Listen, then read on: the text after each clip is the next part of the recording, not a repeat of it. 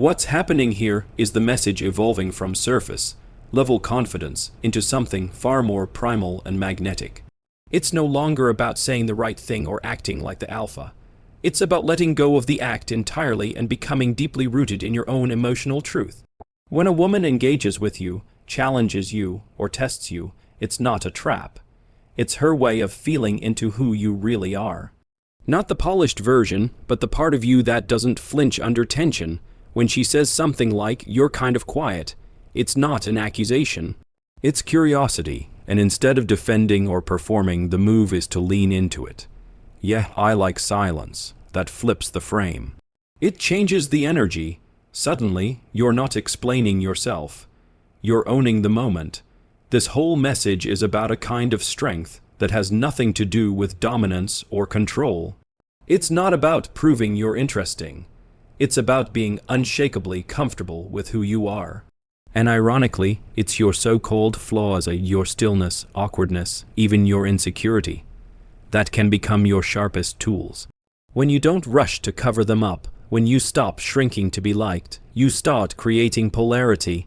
And polarity, masculine depth meeting, feminine openness, is what fuels real chemistry. It's what makes the space between two people come alive. Attraction, then, isn't something you build through strategy. It's something you allow by removing everything that blocks it. Most guys never get there because they're too busy trying not to mess up. They fill every silence. They chase approval. They dilute themselves in real time. But when you sit with your own discomfort without flinching, she feels that. That's what David Data calls penetrative presence. It's not physical, it's energetic, emotional. It's being fully with her, not chasing her. And it's this rooted presence that awakens something inside her body before her mind can explain why. Insecurity, when hidden, becomes weakness, but when revealed and owned, it becomes gravity. It's raw emotion turned into tension. And that tension is seductive, not because you're being clever, but because you're being real. That's why when you say something like, "I'm nervous right now," and it's kind of exciting, you're not disqualifying yourself, you're drawing her in. You're breaking the script. You're refusing to edit the moment. And that kind of openness disarms her. It flips the dynamic. She doesn't see a man trying to prove himself. She sees a man who feels alive. That's the shift from seeking validation to broadcasting freedom. And when you're not afraid to fail, when you can walk away without resentment, your energy becomes irresistible. You stop clinging. You stop waiting for her response to feel good about yourself. You start leading without force, without manipulation. That's what the message calls soft dominance, and not control, not performance leadership, emotional leadership. Presence that invites rather than pushes. And this is what melts feminine energy, not bravado, but depth. This isn't about being flawless. It's about being so grounded in who you are, flaws and all, that she feels safe in your presence not because you're perfect, but because you're real. When a woman feels that you've seen your own darkness, that you've faced your chaos and didn't collapse, she knows you can handle hers.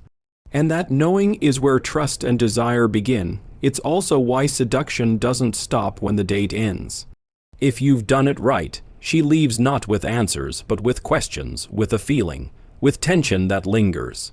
And that tension is created not by overcommunication, but by space, by not rushing to fill the gap, by living a life so full that your time and attention are naturally valuable, not something you withhold to play games, but something she feels is earned.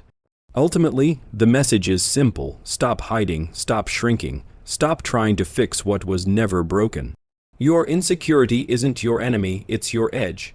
When owned, it becomes presence, and presence is what women are drawn to, not the polished surface, but the man beneath it. The man who doesn't need to impress because he's too busy being.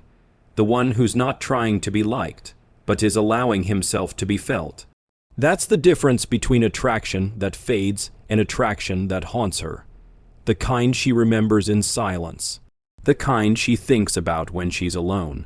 Not because of what you said, but because of what she felt in your presence.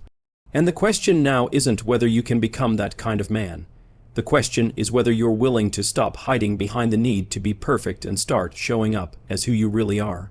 Because the moment you do, that is the moment you become unforgettable. And this doesn't mean you need to suddenly become fearless or emotionally invincible. In fact, it's the opposite. It's about allowing your fear to be present without letting it dictate your behavior. That subtle distinction is everything. You're not trying to eliminate insecurity. You're learning to relate to it differently. Most men, when they feel nervous or uncertain around a woman, immediately try to compensate. They talk more, joke more, flex more. But that compensation is exactly what makes the moment feel off. She doesn't feel you. She feels your avoidance. And that creates disconnect. Now imagine instead you feel nervous, and you let it be there. You don't hide it. You don't rush to cover it with charm. You just breathe, stay present, and maybe even name it. That kind of honesty hits differently. It doesn't shrink you. It expands you. Suddenly you're not trying to win her. You're offering her something rare, truth, and truth has weight. It sinks into the room. It makes her feel like this isn't just another interaction. It's an encounter. That's why the most compelling men are never the ones trying to seem powerful. They're the ones who have befriended their weakness. They know their shame, their fear, their longing, and instead of hiding it, they let it inform their presence. That's why you can meet a man who's quiet, unpolished, even socially awkward, but there's something about him you can't ignore. That something is emotional congruence. Nothing is being hidden. Everything is felt, and that depth creates tension that no smooth line or rehearsed move ever could. You see, women aren't just listening to what you say, they're attuning to your energy. They're feeling how present you are with your own emotions. If you can't hold your own vulnerability, how can you be expected to hold hers? That's what she's scanning for subconsciously, emotionally, somatically. She wants to know, can you feel without flinching? Can you stay open when things get messy? Can you be with her, not just when she's easy to be with, but when she's chaotic, uncertain, wild? And when she feels that you can, that's when her body relaxes. That's when she starts to soften, not because you convinced her, but because you gave her a space that felt true. And here's the irony. When you stop trying to be seductive and start being deeply honest, you become magnetic. Not in a flashy, immediate gratification kind of way, but in the slow, burn, I can't stop thinking about him kind of way. And this is the kind of attraction that lasts. It's not built on tactics or gimmicks.